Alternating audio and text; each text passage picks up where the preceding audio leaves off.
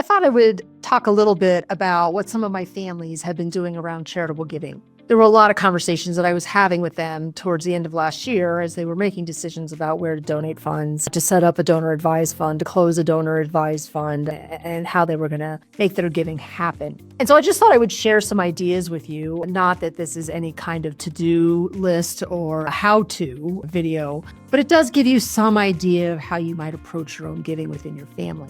One of the things that I'd like to do with my clients is help them make more money because they tend to be people who want to do good in the world. It's not to say that they're philanthropists or that they have a whole lot of money to give away. Some of them have very modest amounts of money to give away, but they do have some sense of wanting to do good in the world. It's one of those things that makes my job even that much better. What I notice about clients who give money away is that, first of all, they start when their kids are really young, even if it's just a few $100s a year.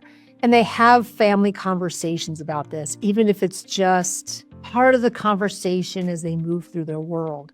So they'll give money away, let's say, to the PTA of the kids. The kids will ask, well, why are you doing that? And then you get an opportunity to talk about supporting people who don't have as much as you, or supporting good causes, or supporting the things that are important to you. And it starts out very young, and you're modeling for kids what you want to see happen, and then you get to have those conversations.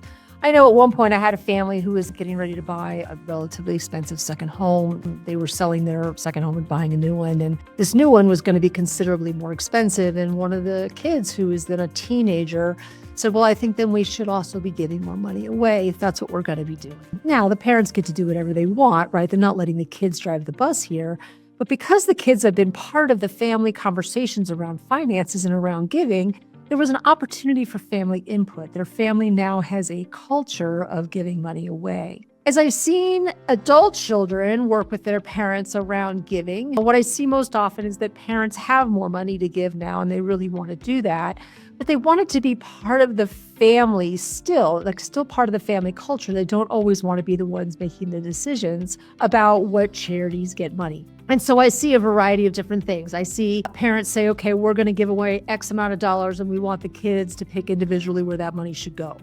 Or we're going to give away X dollars, and we are, as a family, going to decide where that money goes, and we're going to ask each person to come and give ideas about where the money should go. I've seen families get together, and they're still going to do individual giving among the different family members, but there's going to be a conversation and a vote and some input around what charities are actually going to receive funds. I think there's been a lot lately of push towards giving money to charities that are highly efficient. It's kind of like who is optimizing their returns, who is optimizing their results. And I think that often leads money to go to bigger charities. And what I am now actually starting to see is money going back to more local levels. They might be not be the most efficient at giving the money out or benefiting the most people, but they are serving the community locally and providing good and services where there is so much need. And I'm in the San Francisco Bay Area, and there is, to some extent, a culture of giving in that area, and there is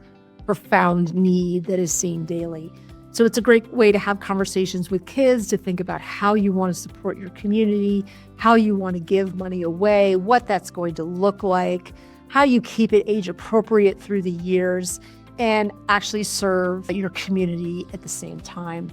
So lots of things to think about, lots of different ways to do this. There's no right or wrong way. But I do want you to think about and be intentional about your giving if this is part of the way that you want your family to show up in the world, and just be mindful about what's available. I'm Jessica Lanning. Lanning does planning.